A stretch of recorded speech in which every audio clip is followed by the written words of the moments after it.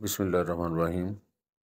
قواعد عملیات کی بات ہو رہی ہے تو اس حصے میں پہلے ہم نے شمس و قمر کے حوالے سے ذکر کیا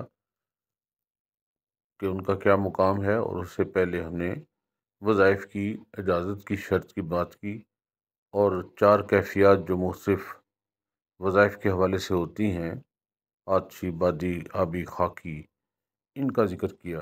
ابھی اس میں ایک اور مظاہر ہے، بلکہ مظہر ہیں، رنگ، آواز اور امر ربی۔ رنگ و آہنگ اور امر ربی، اللہ تعالیٰ کا امر۔ دیکھیں، زندگی تو نام ہی رنگ و روشنی کا ہے۔ روشنی کیا ہے؟ رنگوں کا مجموعہ۔ دوسرے لفظوں میں یوں کہہ لیجیے کہ سورج سے جو روشنی پھوٹ رہی ہے، وہ روشنی نہیں بلکہ رنگ پھوٹ رہے ہیں، اور رنگ عرض ہے، وجود نہیں ہے۔ یعنی رنگ کسی وجود کا اظہار ہے، خود وجود نہیں ہے۔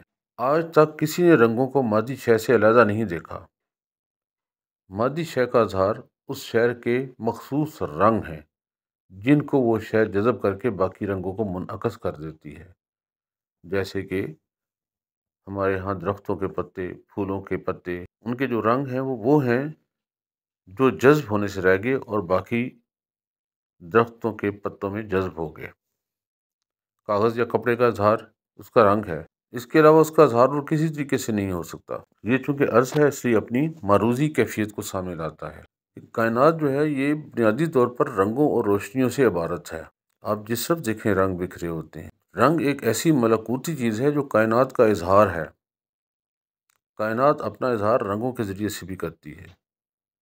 رنگ اور آواز کائنات کی بنیاد میں بہت اہمیت کے حامل ہیں۔ اشیاء پر رنگوں اور روشنیوں کے عجیب و غریب اثرات ہوتے ہیں۔ رنگوں سے علاج بھی کیا جاتا ہے۔ آپ کسی بھی انسان کو ماہر طبیب دیکھ کے اس کی شکل سے اندازہ لگا لیتا ہے کہ اس کی جلد کا رنگ کیا ہے، کیا یہ بیمار ہے یا تندرست آدمی ہے۔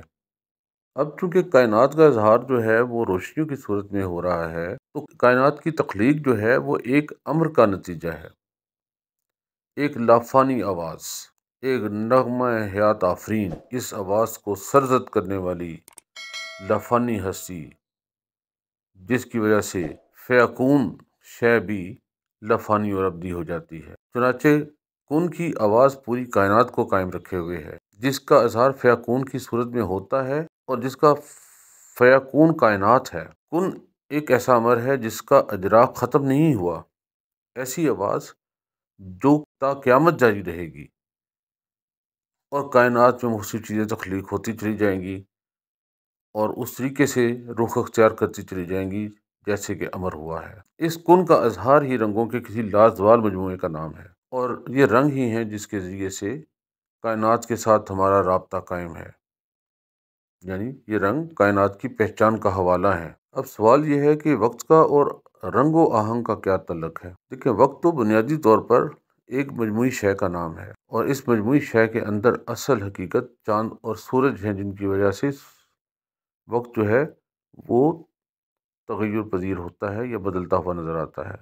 اور ان چاند اور سورج کے ان معاملات سے ماورا اصل حقیقت روشنی ہے، اور روشنی سے بھی ماورا حقیقت رنگ ہے، جن کا مجموعہ روشنی کی صورت میں سامنے آتا ہے۔ ان رنگوں کا مجموعہ روشنی ہے۔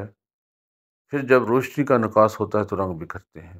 حدیث قدسی ہے، وقت کو برا مت کہو، وقت تو میں خود ہوں۔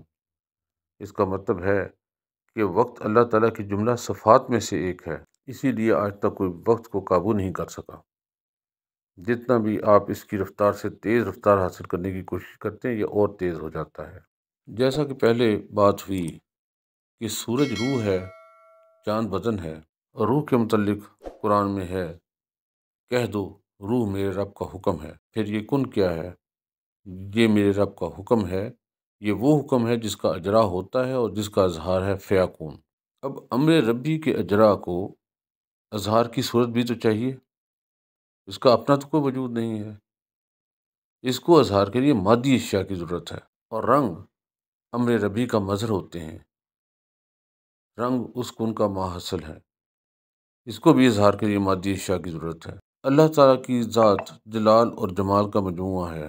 خالق نے جب تخلیق کا عمل کیا تو اپنی ذات سے جلال و جمال کی تخلیق کی، پھر اس کے بعد کائنات کی تخلیق ہوئی۔ ایک دلچسپ چیز پر غور کریں، اس کائنات میں جو بھی جمال ہے اس میں جلال بھی ہوتا ہے، اور جو جلال ہے اس کے اندر جمال موجود ہے۔ جیسے آگ جلال ہے، اس کا شعلہ بھڑکتا ہے تو ہر شے کو آنے واحد میں خاکستر بنا دیتا ہے، لیکن سردیوں کی فانی راتوں میں اسی آگ کی حرارت ہمارے وجود میں جمال بن کر اترتی ہے اور ہمیں سردی سے محفوظ رکھتی ہے۔ اور پھر پانی، پانی تو ہے ہی جمال، دریا کی روانی اور موجوں کا ترنم۔ پھر جل ترنگ روح میں ایک عجیب کیفیت پیدا کرتی ہے، لیکن یہی پانی جب سیلاب بنتا ہے تو اس کا قہر و غضب اور اس کا جلال دیکھنے سے تعلق رکھتا ہے۔ یہ سب اس لیے ہوتا ہے کہ جمال اور جلال کی اصل ایک ہے، ان دونوں کے باہمی توازن سے ہی کائنات کا وجود باقی ہے۔ یہ سب چیزیں جو ہم نے آپ کو گوش گزار کی ہیں، یہ تھوڑی ثقیل ہیں، لیکن بہرحال اس کو سمجھنے کی ضرورت ہے۔ جہاں پہ نہ سمجھیں تو آپ کمنٹس میں لکھ سکتے ہیں، ہم اس کی تشریح کرنے کی کوشش کریں گے۔ اب ہم اس کے بعد مخفی قوت کی بیداری کے اصول کی طرف جائیں گے۔ تو اپنا خیال رکھیے گا، اگلی ویڈیو تک ملتے ہیں آپ کو بعد میں۔ خدا حافظ۔